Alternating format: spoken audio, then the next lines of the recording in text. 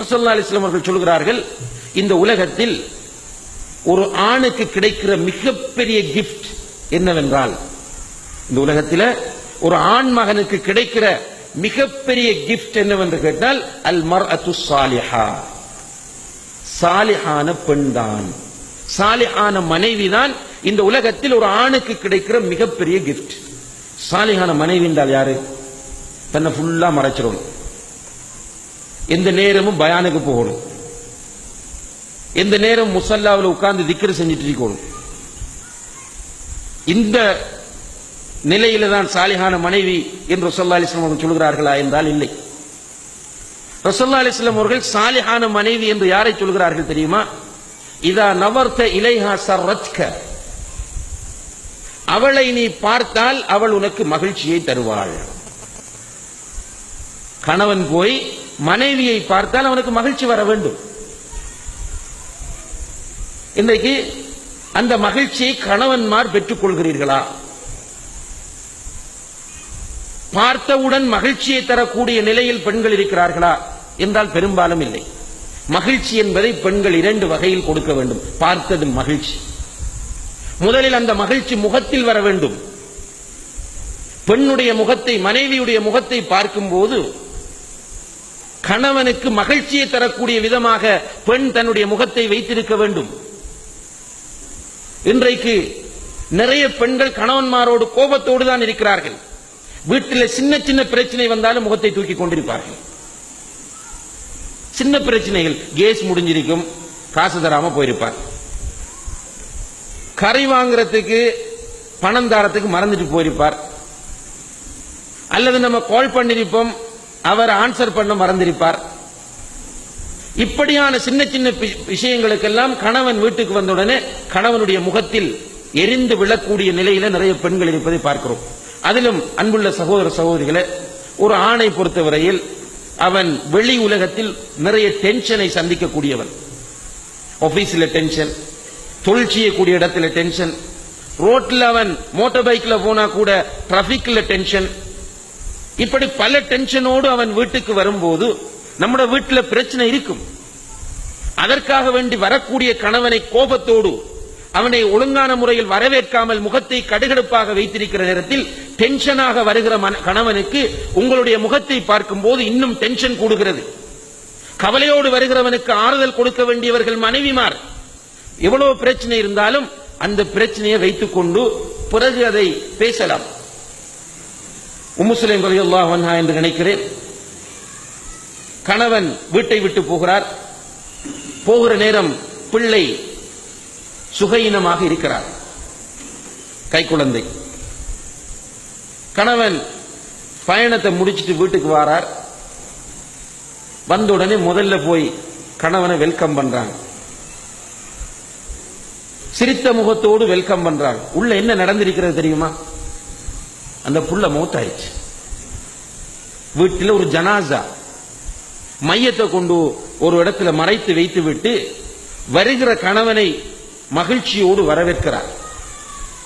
உள்ள வரவேற்று உட்கார வைத்து பேசிக் கொண்டிருக்கிறார்கள். ரெண்டு பேரும் பேசிக் கொண்டிருக்கும் போதுதான் கணவன் கேட்கிறார், பிள்ளை எப்படி இருக்கிறார்கள்? அவங்க சொல்றாங்க, இருந்ததை விட நன்றாகத்தான் இருக்கிறார்கள். நீங்கள் செல்லும் போது இருந்ததை விட நன்றாகத்தான் பிள்ளை இருக்கிறார் என்று சொல்கிறார்கள். சொல்லிட்டு கேட்கிறாங்க, உங்களிடம் ஒருவர் ஒரு பொருளை அமானிதமாக ஒப்படைத்து, அந்த அமானிதமாக ஒப்படைத்தவர் அதை உங்களிடம் திருப்பி கேட்டால் என்ன செய்வீர்கள் என்று கேட்ட நேரத்தில் அவர் சொல்றார், நான் திருப்பி கொடுப்பேன். மனைவி சொல்றாங்க, அல்லாஹ் நம்முடைய பிள்ளையை நம்மிடம் அமானிதமாக தந்தான், திருப்பி எடுத்து விட்டார். எவ்வளவு அழகான ஒரு அப்ரோச்! பார்த்தால் மகிழ்ச்சியை தருவாள் என்பது இதுதான். உண்மையிலே டென்ஷனாக இருக்க வேண்டிய பெண் அவர்கள். பிள்ளை மௌத்தாக இருக்கிறது, இருந்தாலும் வருகிற கணவனை இன்முகத்தோடு வரவேற்பது ஒரு சாலிஹான பெண்ணுக்குரிய அடையாளம் என்பதை அவர்கள் ஈமான் கொண்டிருந்தார்கள். எனவே தன்னுடைய கணவனை இன்முகத்தோடு வரவேற்று அதற்கு பிறகு மெசேஜை சொல்லுகிறார்கள். அப்ப பெண்கள், இது ஒரு மார்க்கம் என்பதை அவர்கள் புரிந்து கொள்ள வேண்டும். கணவனை மன மகிழ்ச்சியோடு வரவேற்க வேண்டும். அடுத்தது, பார்த்தால் மகிழ்ச்சியை தருவாள் என்று சொன்னால் ஆடையில் தோற்றத்தில் மகிழ்ச்சியை தரக்கூடிய நிலை பெண்களிடம் வர வேண்டும். நிறைய குடும்பங்கள்ல போய் பார்த்தால் பெண்கள் இந்த விஷயத்தில் ஃபெயிலியர். நிறைய ட்ரெஸ் இருக்கும், கபட் நிறைய ட்ரெஸ் இருக்கும். ஆனா வீட்டில் கணவனுக்கு முன்னால எப்படி உடுப்பாங்கன்னு கேட்டால் ஒரு 3-4 செட் உடுப்பு இருக்கும். அதுவும் ஃபேடான உடுப்பாக இருக்கும். கணவனுக்கு முன்னால அந்த ஃபேடான உடுப்பு உடுத்துட்டு இருப்பாங்க. வெளியே போகும்போது கலர்ஃபுல்லா போவாங்க. என்ன நடக்குது என்றால் வீட்டில் இவனுக்கு இவனுடைய மனைவியை ரசிக்கக்கூடிய முறையில் மனைவி இல்லை. வெளியே வந்து பார்த்தா வேற பொம்பளை எல்லாம் ரசிக்கக்கூடிய முறையில் வருகிறார்கள். எனவே அவன் வெளியே உள்ள பெண்களை ரசிக்கிறான், வீட்டிலே இருக்கிற மனைவியை இவனுக்கு பிடிக்கவில்லை. இது ஒரு சைக்காலஜிக்கல் ஃபேக்ட். இதை வெளிப்படையாக பேசுவது சிலருக்கு அருவருப்பாக இருக்கலாம், ஆனால் இது உண்மை. இன்றைக்கு சமுதாயத்தில் இருக்கிற மிகப்பெரிய சோதனையும் கொடுமையும் என்னவென்றால் பெரும்பாலான ஆண்கள் வேறு பெண்களோடு தொடர்பு வைத்திருக்கிறார்கள். வரக்கூடிய குடும்ப பிரச்சனைகளை நாம் எடுத்து பார்க்கிற நேரத்தில் என்னுடைய கணவனுக்கு வேறொரு பெண்ணோடு தொடர்பு இருக்கிறது, தொலைபேசியிலே வேறொரு பெண்ணோடு பேசிக் கொண்டிருக்கிறார், வேறொரு பெண்ணோடு தொடர்பு வைத்திருக்கிறார் என்று புலம்பக்கூடிய நிறைய பெண்களை பார்க்கிறோம். என்ன காரணம்? புலம்ப விட்டு அவனை வேறு பெண்ணோடு தொடர்புபட வைத்தவர்கள் நீங்கள். பெண்கள் உளவியலாளர்கள் சொல்கிறார்கள், ஒவ்வொரு மனைவியும் தன்னுடைய கணவனுக்கு முன்னால் ஒவ்வொரு நாளும் புது மணப்பெண்ணை போன்றிருக்க வேண்டும் என்று சொல்கிறார்கள். ஒவ்வொரு நாளைக்கு ஒவ்வொரு விதமாக அவள் டிரெஸ் செய்ய வேண்டும். கணவனுக்கு எந்த முறையில் டிரெஸ்ஸிங் செய்தால் பிடிக்கும் என்பதை ஒரு பெண் புரிந்து கொள்ள வேண்டும். மௌத்தாகும் வரைக்கும் ஒரு ஆண் ரசிகனாகவே இருப்பான். எனவே அவன் தன்னுடைய மனைவியை மாத்திரமே ரசிக்கக்கூடியவனாக இருக்க வேண்டும் என்றால் வீட்டில் இருக்கிற பெண் தன்னுடைய கணவனுக்கு முன்னால் சுத்தமாக நறுமணம் பூசி வித்தியாசமான ஆடைகளோடு தோற்றம் அளிக்க வேண்டும் என்பதை நபிகள் நாயகம் ஸல்லல்லாஹு அலைஹி வஸல்லம் அவர்கள் இங்கே சொல்கிறார்கள். இதா நவர்த இலைஹா சர்ரத்க, அவளை நீ பார்த்தால், சாலிஹான மனைவி இருக்கிறாளே அவளை நீ பார்த்தால் அவள் உனக்கு மகிழ்ச்சியை தருவாள் என்று நபிகள் நாயகம் ஸல்லல்லாஹு அலைஹி வஸல்லம் அவர்கள் சொன்னதன் அர்த்தம் இதுவாகவும் இருந்து கொண்டிருக்கிறது என்பதை பெண்கள் புரிந்து கொள்ள வேண்டும்.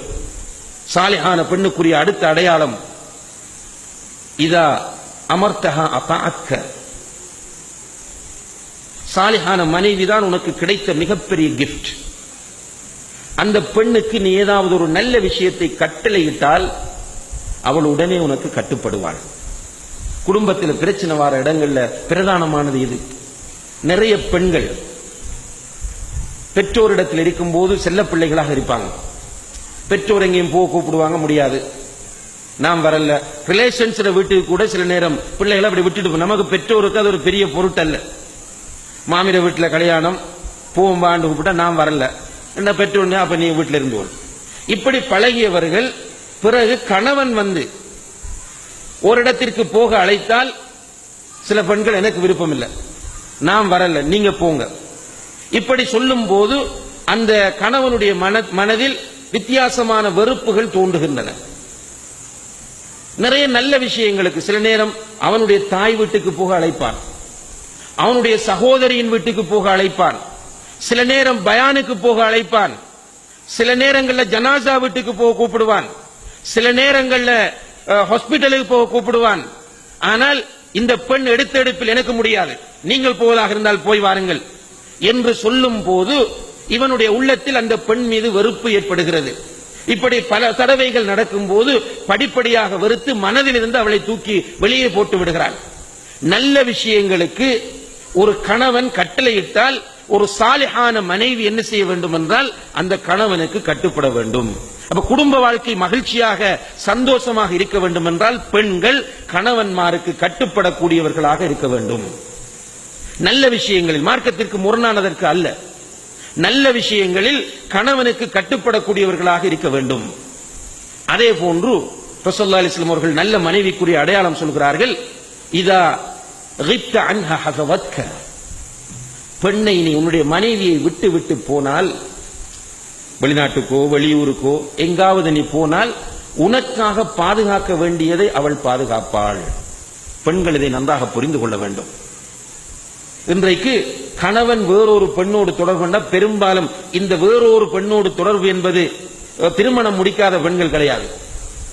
இந்த வேற பெண் என்பது ஏற்கனவே திருமணம் முடித்த ஒரு பெண்ணாகத்தான் இருக்கும்.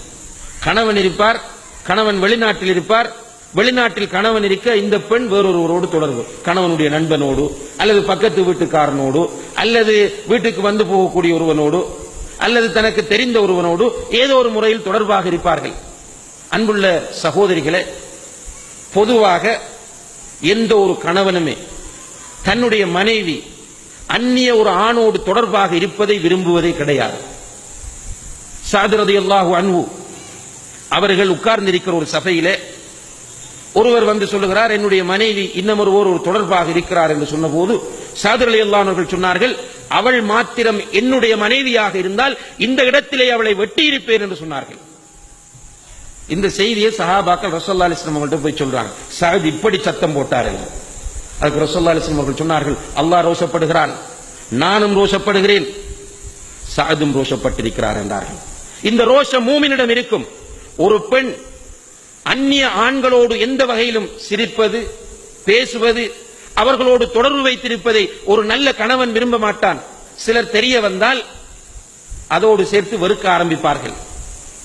அன்புள்ள தாய்மார்களே, சகோதரிகளே, ஒரு நல்ல மனைவியாக இருக்கக்கூடியவள், ஒரு சாலிஹான மனைவியாக இருக்கக்கூடிய பெண் தன்னுடைய கணவனுக்கு எக்காரணம் கொண்டும் எந்த ஒரு சந்தர்ப்பத்திலும் துரோகம் செய்ய நினைக்க கூடாது.